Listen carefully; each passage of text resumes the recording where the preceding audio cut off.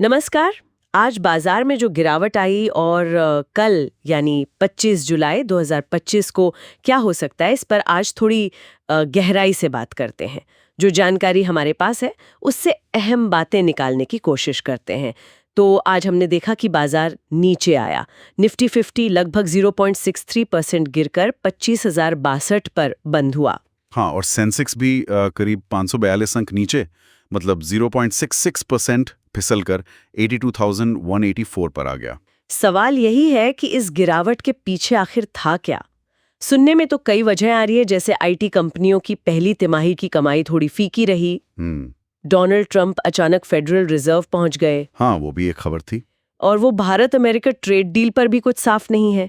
क्या ये वजह काफी थी बाजार को इतना गिराने के लिए? देखिए, ये तीनों ही बातें अपनी अपनी जगह अहम थी। आईटी सेक्टर की जो कमाई है वो अगर कमजोर होती है तो चिंता पड़ती है। हाँ, क्योंकि एक्सपोर्ट्स का बड़ा हिस्सा है। बिल्कुल। और फिर डोनाल्ड ट्रंप की फेडरल रिजर्व विजिट ने थोड़ी, कह सकते हैं, अनिश्चितता पैदा की। मतलब मॉनेटरी पॉलिसी में दखल की आशंका। अच्छा, निवेशक घबराते हैं ऐसी चीजों से। हाँ, और ट्रेड डील की अस्पष्टता तो निवेश के माहौल पर असर डालती है।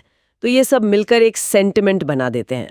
और ये गिरावट क्या सिर्फ कुछ खास सेक्टर्स तक ही थी या फैली हुई थी? नहीं, ये तो काफी फैली हुई थी। आईटी और बैंकिंग दोनों बड़े और इम्पोर्टेंट सेक्टर्स में कमजोरी दिखी। ओके। निफ्टी आईटी इंडेक्स देखिए करीब 1.7% नीचे था। उसमें कोफॉर्ज, परसिस्टेंट, इन्फोसिस, टीसीएस, एचसीएल टेक सब बड़े नाम थे। और वैसे ही पीएसयू बैंक्स हों या प्राइवेट बैंक्स, दोनों में दबाव था। तो ये एक तरह से ब्रॉड बेस्ड वीकनेस थी। लेकिन इस गिरते बाजार में भी कुछ पॉजिटिव्स थे। कोई शेयर जो चमक रहे हों? हाँ, बिल्कुल थे।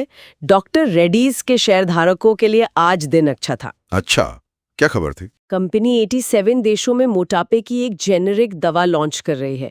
इस खबर से शेयर में करीब 2.4% का उछाल आया। ये तो बढ़िया खबर है उनके लिए। हाँ, और इसके अलावा भी कुछ चुनिंदा बीएसई स्टॉक्स थे जो 10% से भी ज्यादा उछले। हो सकता है कोई स्टॉक स्पेसिफिक खबर हो। तो ये दिखाता है कि मार्केट गिरे तब भी कुछ खास शेयरों में मौके मिल जाते हैं। सही बात है। तो ये तो हुई आज की कहानी। अब कल की बात करें। कल के लिए क्या लग रहा है? शुरुआत कैसी रह सकती है? कल की शुरुआत थोड़ी शायद सावधानी भरी हो सकती है। अच्छा, क्यों? एक तो गिफ्ट निफ्टी फ्यूचर्स को देखें तो वो थोड़ी कमजोर शुरुआत का संकेत दे रहे हैं। हाँ। और दूसरा, विदेशी संस्थागत निवेशकों यानी एफआईआईज की तरफ से बिकवाली का दबाव है। उन्होंने 23 जुलाई को ही करीब 4,200 करोड़ के शेयर बेचे थे। हाँ, ये एफआईआई की बिकवाली चिंता की बात तो है। बिल्कुल। हालांकि डीआईआईज यानी घरेलू संस्थागत निवेशक वो खरीदारी करके थोड़ा सहारा दे रहे हैं। वो एक पॉजिटिव है। हाँ, आगे का माहौल फिर भारत यूके ट्रेड डील या अमेरिका से कोई नई पॉलिसी खबर पर भी निर्भर करेगा। अच्छा, तो वो कौन से अहम लेवल्स हैं जिन पर कल नजर रखनी चाहिए? निफ्टी और बैंक निफ्टी के लिए सपोर्ट और रेजिस्टेंस क्या दिख रहे हैं? देखिए, निफ्टी के लिए जो अहम सपोर्ट जोन है वो 24,900 से 25,000 के बीच है। ओके, 24,900, 25,000। हाँ, अगर ये लेवल टूटता है तो फिर गिरावट बढ़ सकती है, शायद 24,650 तक। और ऊपर की तरफ रेजिस्टेंस? ऊपर की तरफ रेजिस्टेंस जो है वो 25,200 के ऊपर करीब 25,300 तक मान सकते हैं। अगर निफ्टी इसके ऊपर टिकता है तभी थोड़ी मजबूती लौटेगी। ठीक है। और बैंक निफ्टी, वो कैसा लग रहा है? बैंक निफ्टी अभी भी थोड़ा नाजुक ही लग रहा है। नीचे सपोर्ट देखें तो 55,500 से 56,000 के बीच है और ऊपर रेजिस्टेंस 56,500 से 57,000 के पास। तो इसका रुझान कैसा लग रहा है? अभी तो रुझान थोड़ा साइडवेज या फिर नीचे की तरफ झुका हुआ सा लग रहा है। ठीक है, तो इन लेवल्स को देखते हुए कल के लिए ट्रेडिंग की क्या रणनीति हो सकती है? रणनीति थोड़ी संभल कर बनानी होगी। निफ्टी में अगर गिरावट आती है 24,950, 25,000 के पास, तो वहां खरीदने का सोच सकते हैं, जिसे बाय ऑन डिप कहते हैं। लेकिन स्टॉप लॉस? हाँ, वो जरूरी है। स्टॉप लॉस 24,900 के नीचे सख्ती से रखना होगा। ऊपर लक्ष्य 25,200, 25,300 का हो सकता है, और अगर माहौल सुधरा तो 25,400 भी जा सकता है। ठीक है। और बैंक निफ्टी में? बैंक निफ्टी में ज्यादा सावधानी रखनी चाहिए।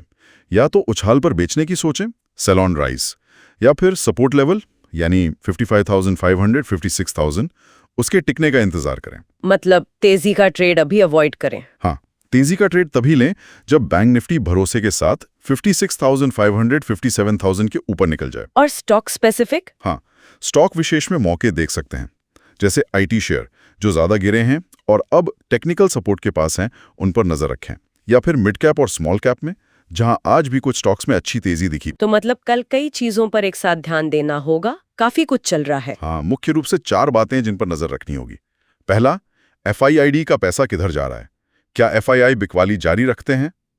दूसरा, यूके या यूएस के साथ ट्रेड डील पर कोई क्लैरिटी आती है या नहीं? ठीक है। तीसरा, कंपनियों के तिमाही नतीजे कैसे रहते हैं, खासकर आईटी और बैंकिंग के? और चौथा, ग्लोबल मार्केट का मूड कैसा है, यूएस, एशिया वगैरह। साथ में कच्चे तेल की कीमतें और रुपया का हाल भी अहम रहेगा। समझ गया। तो ये थी आज के बाजार की उथल-पुथल और कल के लिए कुछ संभावित दिशा संकेत और रणनीति। बिल्कुल।